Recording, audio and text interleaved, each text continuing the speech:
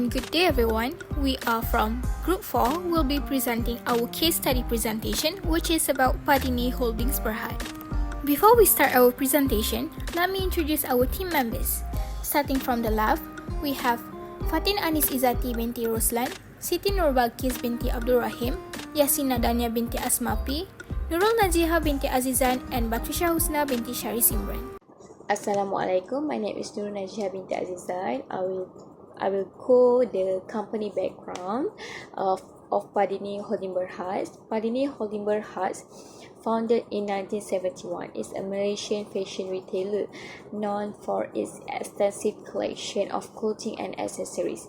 The company, which operates under various names, is divided into three segments, which is management services, apparel and footwear, and investment holding. It operates in Malaysia, Cambodia, Bahrain, Brunei, Myanmar, Oman, Qatar, Thailand, and the United Arab Emirates.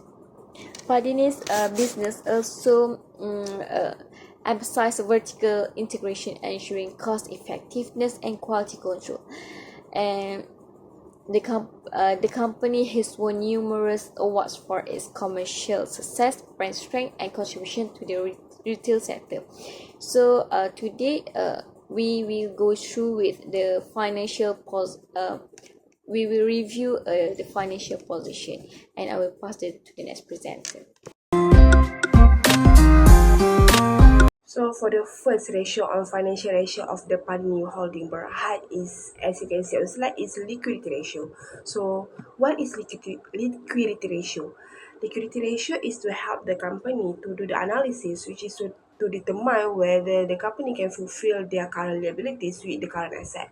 So there are three ratios under the ratio, which is the current ratio, quick ratio, and also cash ratio. So based on the slide, this is the Padini Holding Berhad statement of financial position, which is how we got the answer for all of this liquidity ratio for the year of 2022 and 2023. So for the first ratio is current ratio. So how we got all the number, we use the financial statement of Padini Holding Berhad. So we using this formula, which is current asset divided by current liability. So on 2022, as you can see on the slide, we got 3.62. Meanwhile, on 2023, we can see the number increase, which is 4.47 for 2023. And for quick ratio, as you can see on slide, how we got the answer, which is based on current asset of Padini Holding, and then minus inventory Padini Holding, and also after we got the answer, we divide by current liabilities. So on 2022, as you can see there, we got 3.13. Meanwhile, on 2023, the number started to decrease, which is 2.72 on 2023 for Padini Holding Berhad. Next, for the last ratio under liquidity ratio, which is cash ratio. So obviously cash, so we're using the cash amount of Padini Holding Berhad to divide by current liabilities. As you can see on the slide, on 2022 we got 2.92. Meanwhile, on 2023 we only got 2.45. So here is the interpretation for all these three ratio, which is under liquidity ratio, show that the performance of Padini during 2022 is higher than 2023. Its current ratio, quick ratio, and cash ratio of 2022, which is 3.62 for current ratio. For quick ratio, we got 3.13, and then for the cash ratio, we got 2.92, are higher than 2023, which is 4.47 for their current ratio, and then 2.72 for quick ratio, and also 2.45 for cash ratio for 2023. So this means that company has a higher ability to serve its current obligation during the year of 2022 compared to 2023. So the liquidity position of 2022 is better than 2023 for Padini Holding Berhad. Greetings everyone, my name is Patricia Musna. Now I will be presenting about the profitability ratio of Padini Holdings Berhad. For this ratio, it is to see how well the company can convert its resources such as sales into earnings by displaying the profit as an earning. We start with gross profit margin. Gross profit margin, GPM, is the ratio between the company's gross profit and the amount of sales generated within the same time period. The more profitable the business, the better. The GPM will fall if the cost of goods sold rises. To calculate GPM, gross profit divided by sales, then times 100. In year 2022, the company is able to generate 0.38 cent revenue for every 1 ringgit for each sale, paying for direct cost of producing goods, while in 2023, the company generated 39 cent revenue for every 1 ringgit sale. This shows that the company will gain profit after covering variable expenses in 2023 compared to 2022. Next is operating profit margin. OPM is to see how well a business can turn a profit after deducting fixed expenditures and other operating expenses. To calculate OPM, operating profit divided by sales, then times 100. In the year 2022, Padini was able to generate 17 cents revenue for every 1 ringgit sales. However, in 2023, Padini was able to generate 17 cents also revenue for every 1 ringgit sales. The difference between these 2 years is in 2022, it was 17.02, while in 2023, it was 17.43. Thus, by 2023, the company is more efficient in managing its operation costs. Moving on to the net profit margin. NPM is to show that a company may make net profits after excluding taxes. To calculate NPM, the net income must be divided by sales and times 100.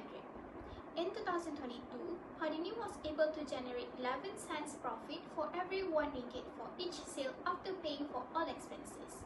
In 2023, the company is able to generate 12 cents profit for every 1 ringgit sale after paying for all expenses.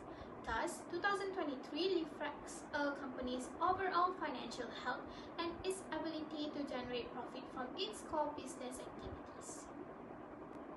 Next, we have return on assets, or ROA, is to evaluate the ability of business to produce a net income. It is based on ratios and asset level that show how effectively the business make use of its current assets to turn it into profit. To calculate ROA, net income is divided by total assets times 100. In year 2022, the company is able to generate 10 cent profit from its asset, while 13 cent profit from its asset for 2023.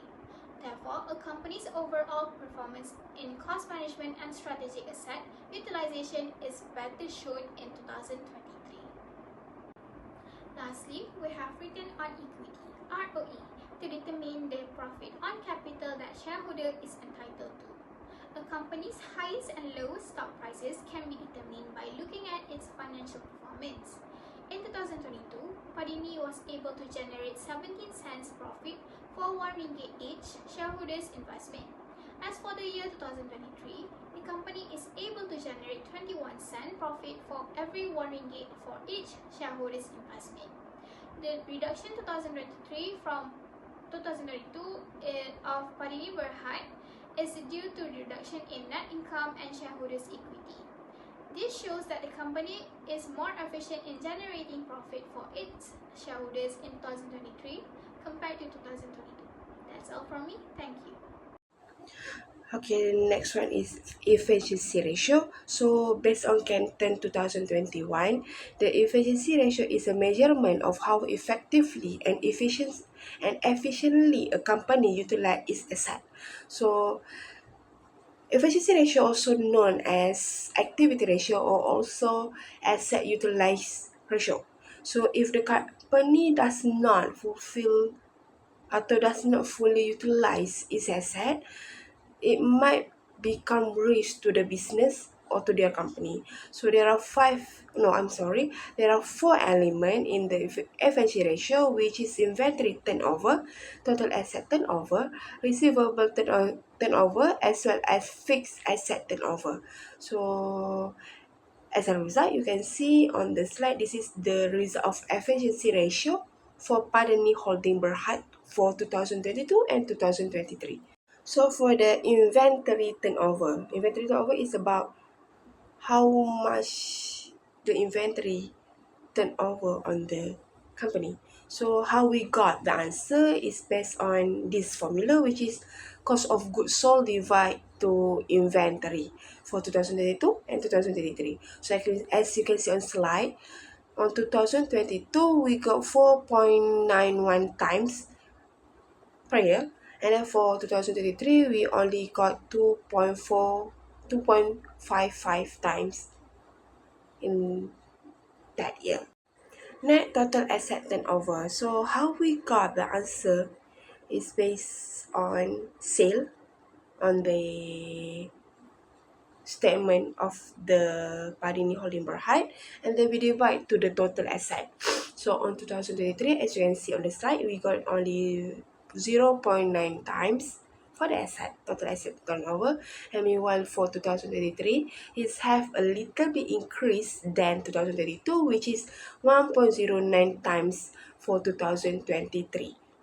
Next, receivable turnover. So using this formula, which is the sale divide to the SEC or account receivable. So on 2022, we only got 24.63 times per year. And meanwhile, on 2023, we see a little increase of the graph or the amount, which is 27.63 times on 2023 for Padini Holding Berhad. So this is the interpretation for the whole efficiency ratio, which is we started with inventory turnover ratio, which is show that the Padini restock its inventory 5.91 times in 2022, which is higher compared to 2023, which is 2.55 times only. So this lower inventory turnover in 2023 show that the company is having difficulty to replacing its inventory in their timely manner. So the next one is total asset turnover, which is Padini gain lower ratio in 2022 compared to 2023, which is 0.9 times on 2022, and 2023 they got 1.09 times. So this indicates a poor management of its asset. So what the company need to do is they need to improve their efficiency in using asset by giving discount in order to generate more sales. So for the another hand, Padini collect is account receivable higher in 2023 compared to 2022, which is on 2023 they got 27.63 compared to 2022, which is they got 24.63. So this is show that the company has a high proposition of customer that can settle their debt quickly. So the last one is fixed asset turnover, which is Padini gain higher in 2023 compared to 2022, which is 21.13 times as compared to 17.33 times on 2022, which is it show that company using their fixed asset efficiently to generate sales. There is three subdivisions of leverage ratio, which is debt ratio, debt to equity ratio, and time interest earn ratio. Debt ratio is the ratio that indicate the proportion between the company debts and its total asset. The formula of debt ratio is total debt divided by total asset. In 2022, after we calculate, the company get 37.57%, and we use the same formula for 2023, and we get 40.36%. The debt ratio of Padini Holding Berhad for the year 2023 is 40.36%, higher than 2022 with 37.57%. Therefore, it can indicate that the performance for 2022 is better than 2023. Next is debt equity ratio. This ratio helps us to know the proportions of equity and debt to finance the total asset. A higher debt to equity means that the business is being financed by loans or creditors, whereas low debts to equity means that the business is being financed by the total equity. Using the formula given, total debt divided by total equity. On 2022, we can see that the result is 0.60 times and 2023 is 0.68 times. Debt to equity ratio in 2022 is lower than 2023. A higher debt to equity ratio for the year 2023 show that the company has higher risk to its shareholder. In this case, it means the lower are better, but for the both year, it can consider healthy to the company because the total equity ratio is lower than 1. In the last parts of leverage ratio is time interest earn ratio. The formula given for this TIE is earning before interest tax divided by interest expenses. TIE tells us the ability of the business to pay its interest and how many the company could cover its interest expenses. In 2022, the company has ability about 14.61 times to meet interest payment. Meanwhile, the company has ability 1.16 times in year 2023. Therefore, the higher number of time in 2022 indicate the better company ability rather than 2023. Today, I will review the financial performance of Padini Holding Berhad, focusing on key metrics of earning per share, dividend payout ratio, dividend per share, per price or earning ratio, and dividend yield. So we can see in this table, in 2023, earning per share, it represents a significant growth in EPS, in earning per share, reflecting improved profitability and effective management strategies. Because in 2022, it just 20 cents, and in 2023, the EPS increased 34 cents. Next is dividend per share. Dividend per share is also increased in year 2023, which is increased in 2 cents. It indicates a stronger financial position and a commitment to returning value to shareholders. And next is dividend payout ratio. In 2022, dividend payout ratio was 42.0%, and 2023 it is decreased to 35.29%. It shows that a lower payout ratio in 2023 are suggested is retaining more earnings for investment while still providing substantial return to shareholders. Next is price or earning ratio. We can see in 2023 it decreased to 10 ringgit and 63 cents. A lower of this ratio may indicate the stock is undervalued and presenting potential investment opportunities. And the last is dividend yield. Dividend yield in 2022 was 2.78%, and in 2023 it was increased to 3.19%. This increasing signifies higher returns for investors and can attract income-focused investors. And the next slides we can see in this graph, which is earning per share. Here is the plot of earning per share for Padini Holding Berhad over the past 2 years, 2022 and 2023.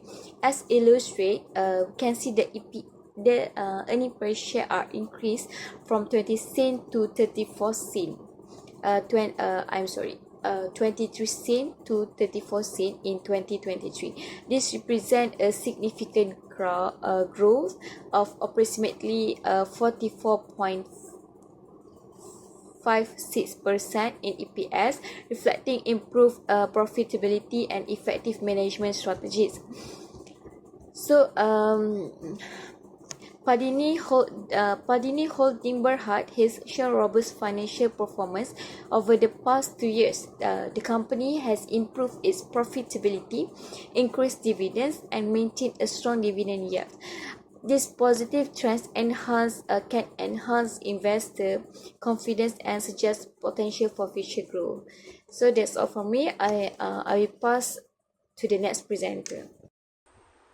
Hi, my name is Fatin Anisizati, and now let's proceed to the conclusion on analysis of Padini Holding Berhad. So, in analyze the financial performance and strategic positions of Padini, several key insights emerge. The company has demonstrated a notable increase in earning per share (EPS) from 23.42 cents in 2022 to 33.85 cents in 2023.